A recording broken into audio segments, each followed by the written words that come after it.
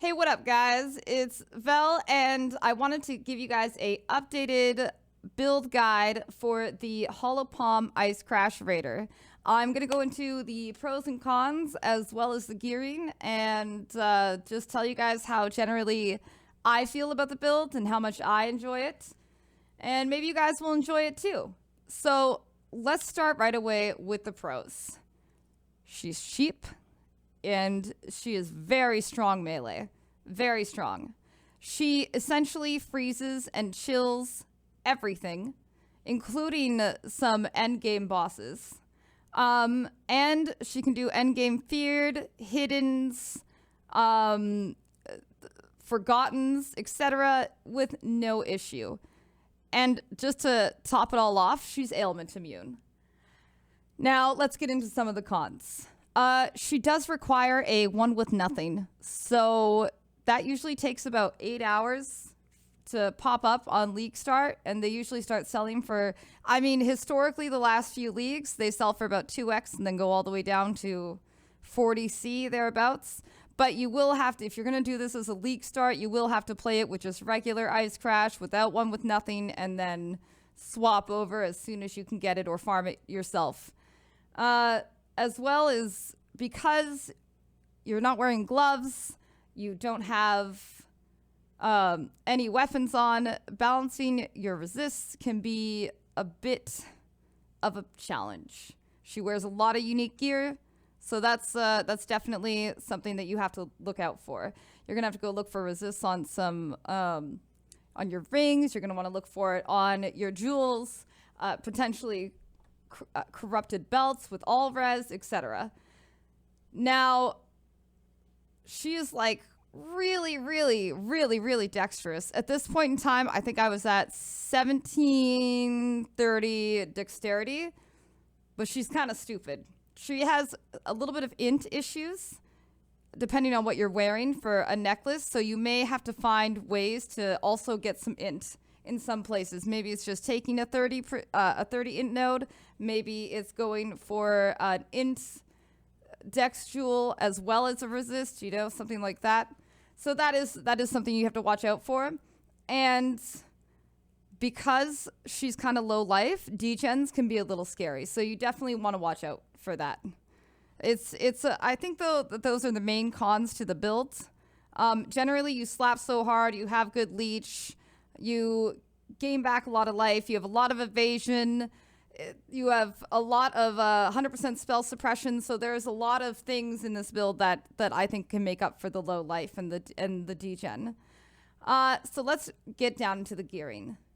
Right away, number one thing you want, one with nothing. This is a small cluster jewel, which gives you the Hollow Palm passive, which allows you to be unencumbered and do Giga Dam. Unencumbered means no gloves, no weapon, no offhand. That's just the way it is. That is your most important item. Next thing on the list is going to be an Astramentus. Now, it is such a good necklace for starting out. You could technically wear an Astramentus into endgame, no problem. It is not an issue at all. And it's really good for that int problem I was mentioning earlier. I mean, you only really have to worry about your int issues when you're making yourself a really stupid rare neck, if that's the way you want to go. Later on, if you want to upgrade from your Astramentus and make that stupid rare neck, you can get percent dexterity, percent attributes. You can also get on damage per dexterity or flat dexterity. Like, all these things are really good. Another best in slot is a wild wrap. Now, I don't exactly know what the drop rate is going to be like for this with prophecy going away, but wild wraps generally are pretty cheap, and they are the best in slot chess piece for this build.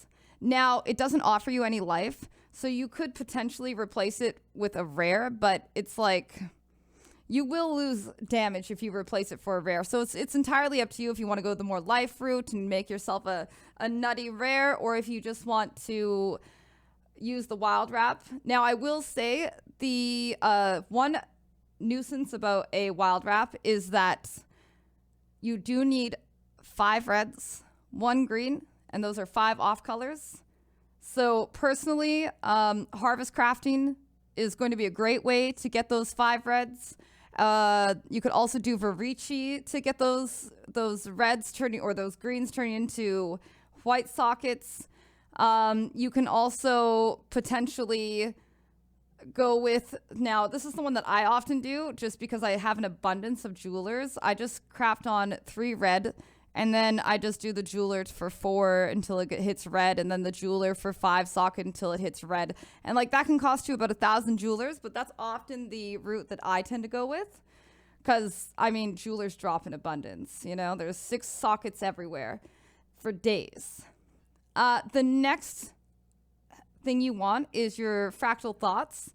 Again, this is a best-in-slot helmet, and it is really a top-notch choice for any dexterity stacking build. It gives you decent life, percent elemental damage per 10 dexterity, 15% dexterity if strength is higher than int. So it's like, it's the clear winner here. You know, there's really nothing better. And another best in slot unique, Garukin's boots. Now, you cannot make boots better than this. People have asked me, can we replace the Garukins? And I say you're gonna lose about 150 flat life, maybe more, because Garukins give you immunity to ground effects such as shock, chill, and ignite, and burning ground. Sorry, I said ignite, but it's burning ground. You also get an insane amount of life because it gives you life per dexterity and 30 move speed. And it's got flat dexterity on it as well. So it's like, you could try to make something better, but is it really worth it? I don't know. I don't think it's possible. I really don't. If you can actually show me something better, I will be like, well, damn, that's awesome. You know? Now for belts, you have a couple of choices here. You can start off, what I normally would start off with is a Cyclopean coil, because I can get up to 18% attributes on it, and it's a good corrupt target for that 15% all res that I was talking about earlier. And then later when you have everything that you need on this build and want to get a little crazier, you can buy a bunch of Essences of Sorrow, get a Hunter Stygian belt, and slam them to get flat dexterity as well as percent attributes. And then hopefully you can get more res on the belt, plus a socket to get you more life and res, et cetera, et cetera. So it's definitely a goal you want to hit, but that Cyclopean will carry you a really long way. For the rings, this is where you can take the biggest opportunity to get as much resistance as you can possibly get. Because they are about our only rares on the build.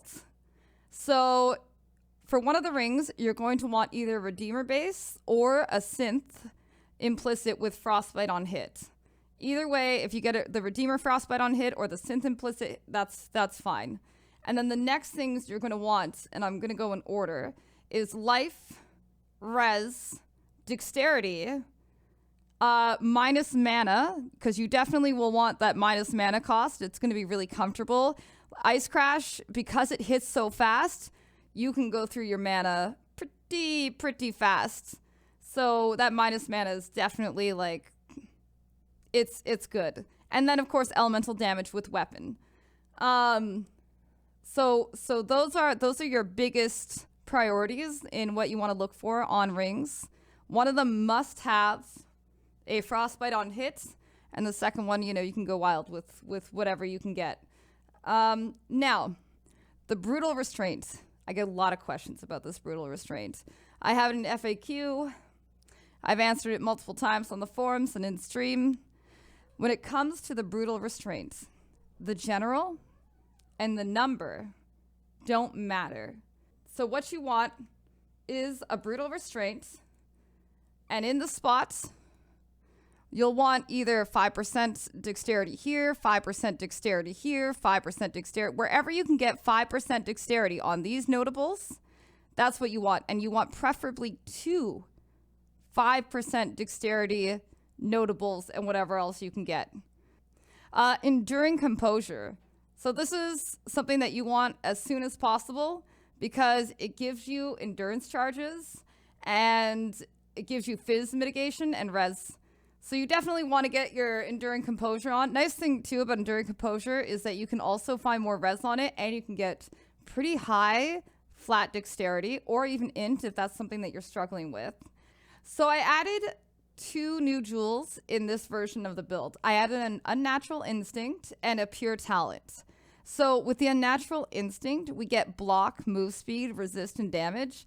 And I place it up by the Scion area because the Pure Talent gives me plus 25 to all attributes up there. Martial Artistry. This one was like, how could I have missed this? It gives you a quick 5% damage and more AoE. So it's a pretty easy choice for one of the jewel sockets. Now, the last jewel, the Watcher's Eye, you're going to be looking for the 15% penetration hatred.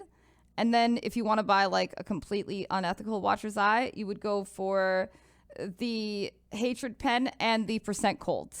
Those are the big ones. I mean, anything else doesn't really matter here. I will say, if you want to do this as a Leaguestart, I did make a starter guide for it in the PO forums that you can go to and reference.